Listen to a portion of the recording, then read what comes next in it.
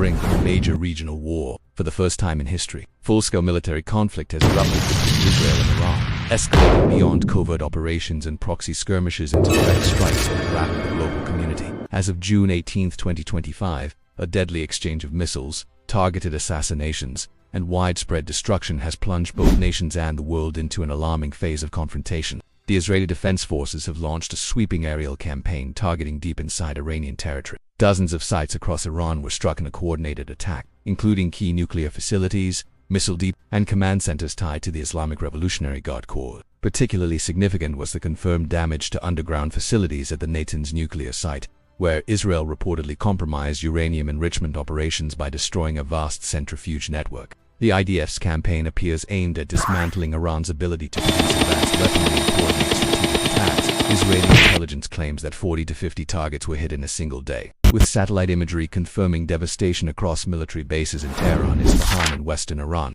Perhaps the most consequential aspect of this escalation is the unprecedented decapitation strike carried out by Israel on Iran's military leadership. Among the high-ranking IRGC figures reported killed are Hassan Mohammad, Deputy Intelligence Head, Amir Ali Hajizadeh, Aerospace Commander, Hossein Salami, Commander-in-Chief of the IRGC, Mohammad Bagheri, Armed Forces Chief of Staff, Ali Shadmani Khatam Olanbia, Operations Chief. This blow strikes at the very heart of the IRGC's strategic command and weakens Iran's ability to coordinate retaliatory operations, especially those involving long-range missile and drone programs. These assassinations are being seen as one of the most far-reaching Israeli intelligence successes in modern history. In response, Iran has launched waves of ballistic missiles and drone strikes targeting Israeli military and civilian infrastructure. Though Israel's Iron Dome and David Sling defense systems intercepted a large portion, some penetrated defenses, causing destruction in Tel Aviv and Haifa. At least 24 Israeli casualties have been reported, with hundreds treated for injuries or trauma-related incidents.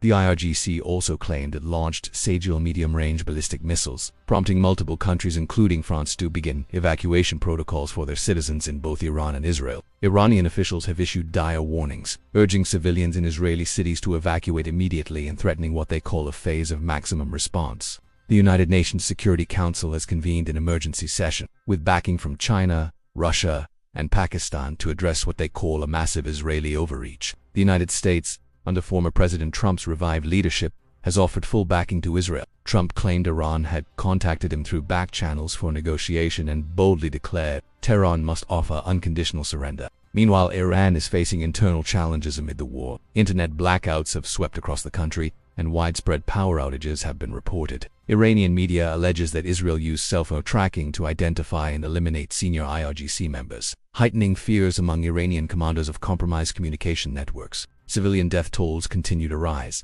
Iran's health ministry reports at least 224 fatalities. Though regional sources place the number closer to 400, entire neighborhoods in Tehran have been leveled, and panic grips the population. On the Israeli side, emergency services remain overwhelmed as cities brace for further attacks. As both Iran and Israel trade deadly blows, the fear of a larger regional war looms large. Global powers scramble to contain the fallout, while citizens on both sides suffer under the shadow of missiles and uncertainty. Whether this spirals into a long-term war or retreats into another fragile ceasefire will depend on decisions made in the coming hours, decisions with consequences far beyond the Middle East.